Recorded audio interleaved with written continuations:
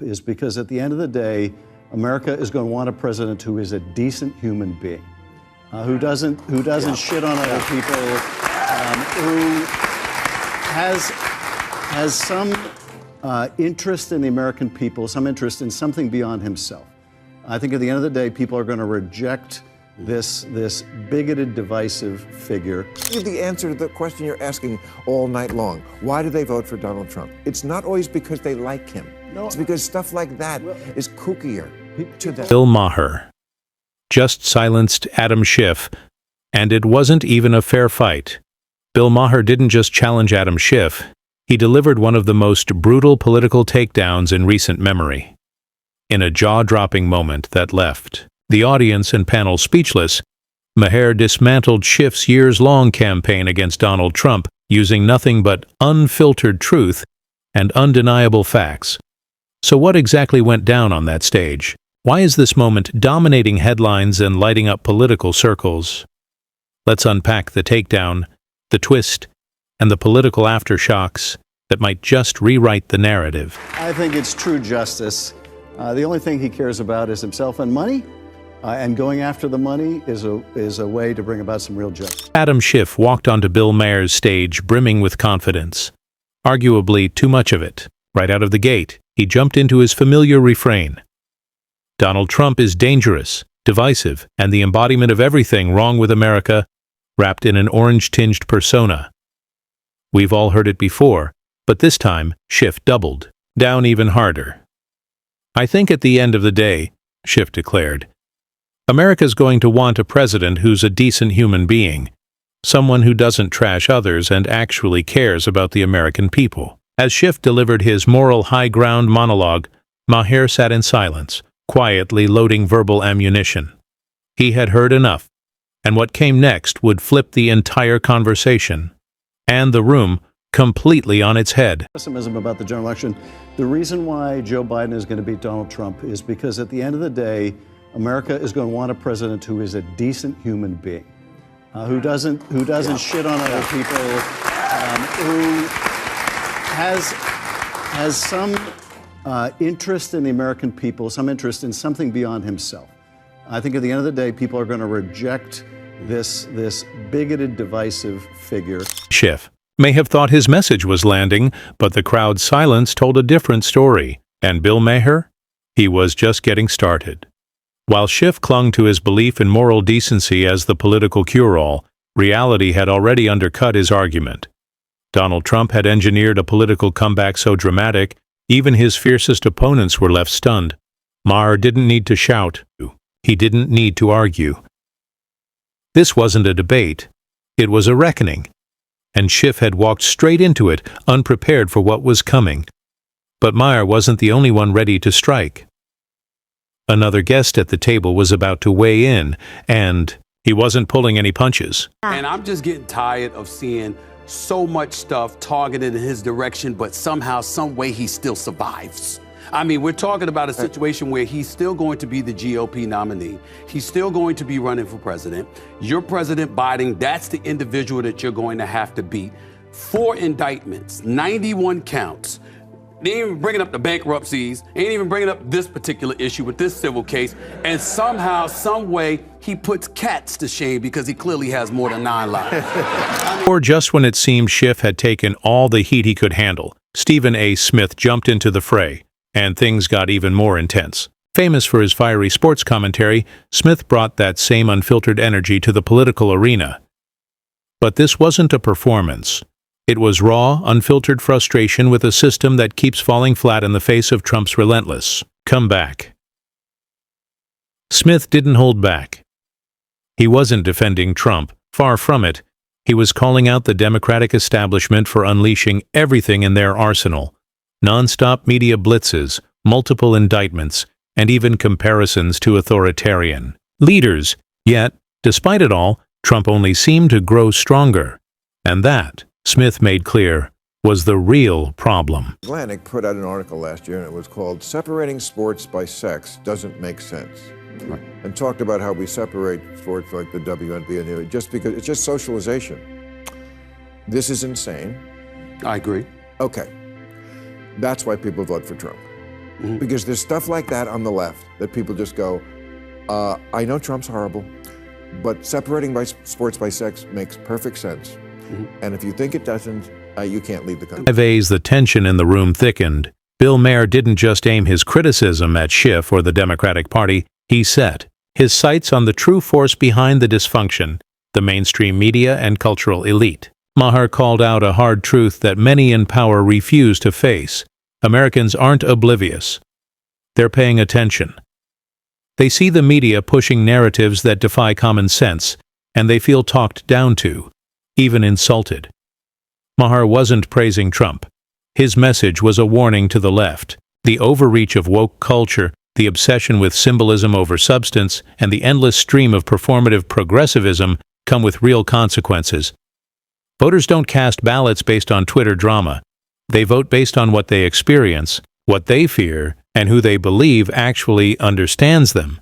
Stephen A. Smith nodded in agreement. Schiff remained silent, perhaps beginning to realize the issue wasn't Trump's staying power, but the left's growing disconnect from the everyday American reality. And Maher wasn't done. He turned his sights on the crumbling credibility of the media itself. A shaky house of cards built on bias, collapsing as even seasoned journalists begin to doubt their own reporting. When the storytellers no longer believe the story, it's not just a media crisis, it's checkmate. Schiff, given the ongoing political tensions and Trump's actions toward his critics, do you think President Biden's preemptive pardons turned out to be more important than initially expected?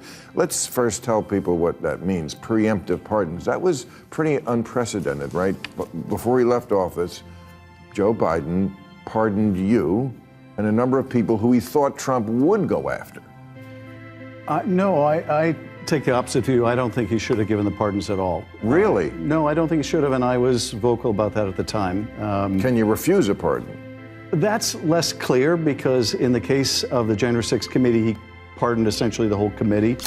As if Adam Schiff hadn't already triggered enough political tripwires, the conversation suddenly veered into even more dangerous territory.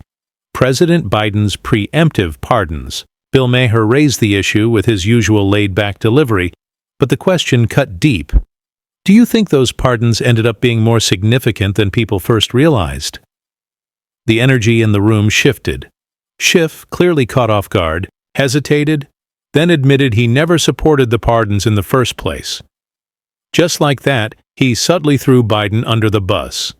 It wasn't loud, it wasn't defiant, but it was unmistakable. Because if the January 6th committee's work was as solid and unimpeachable as Schiff had always claimed, if the evidence was bulletproof, then why would anyone need a pardon? Especially someone like Schiff. His admission cracked the foundation. A man once hailed as the moral compass of the anti-Trump resistance now looked like he was retreating from his own side's decisions. Whether intentional or not, Schiff had just undercut the very president who politically protected him, and Maher wasn't finished. With precision, he turned the spotlight onto the media, the same media that had parroted Schiff's talking points for years, without question. So the FBI came in and arrested the judge. No, I haven't heard that. Maybe I'm wrong, but I don't think I've ever read arrested a judge. So is this significant? Well, I think I'm not going to comment on something I don't know more about than what you've just told me. You read about it too. Yeah, I mean, I read about it, but I don't know. So you don't trust anything either, and you work for the New York Times. Well, And seated next to Schiff was New York Times columnist Bret Stephens, who made a stunning on-air admission. Even he no longer fully trusted his own newspaper's reporting. Let that sink in. When veteran journalists begin casting doubt on the credibility of their own institutions, what message does that send to the average American? Maher didn't sugarcoat it. He laid it out plainly. Americans have stopped believing the headlines. They're turning their backs on legacy media and flocking to independent creators, podcasts, and alternative platforms. Not because they idolize Trump, but because they're tired of being manipulated, misled, and talked down to. By the end, Schiff looked less like a crusader and more like a relic of a collapsing system, one built on narrative control, fear, and a sense of moral superiority. Now that system is cracking from within, And if Democrats think their problem ends here, they haven't seen what's coming next. Because Catholic schools are popular now, even with people who aren't Catholic. It's the last place you can send your kid to get an old school education. And they just tell the kids, forget about the Jesus stuff. Just,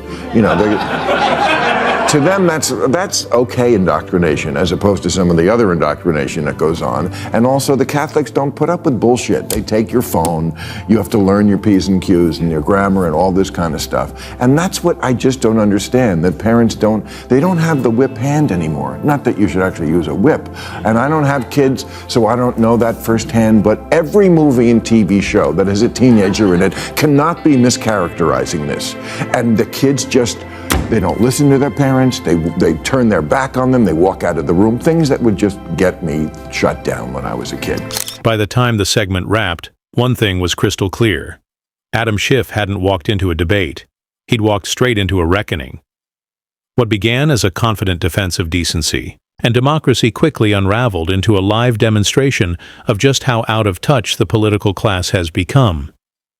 Bill Maher didn't just push back, he pulled back the curtain.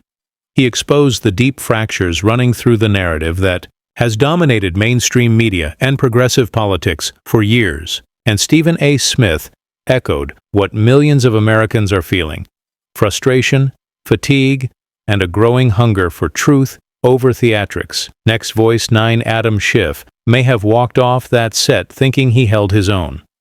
But for viewers at home, the reality was impossible to miss. The old guard is losing its grip on the narrative. And if this moment proved anything, it's that truth has a way of pushing back.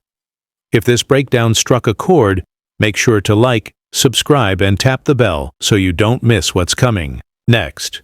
Whether you're nodding in agreement, shouting at the screen, or just along for the ride, we're only getting started. Thanks for watching, and remember, when everyone else sticks to the script, real truth echoes louder than ever. The fact that you don't share my pessimism, I truly do. I understand where you're coming from. But I think that's part of the problem. I think the Democratic Party should share my pessimism. I think they should be on high alert. I think they need to treat him with the seriousness that it deserves, because you having a lot of faith in the American people. The man did get over 74 million votes. You've got people that are looking at Joe Biden. I'm not going to call him a cognitive mess or anything like that. That's very disrespectful. I would never speak about our president that way. But when you're 82 years of age, it's not offensive to say you're no longer a spring chicken and you don't seem to have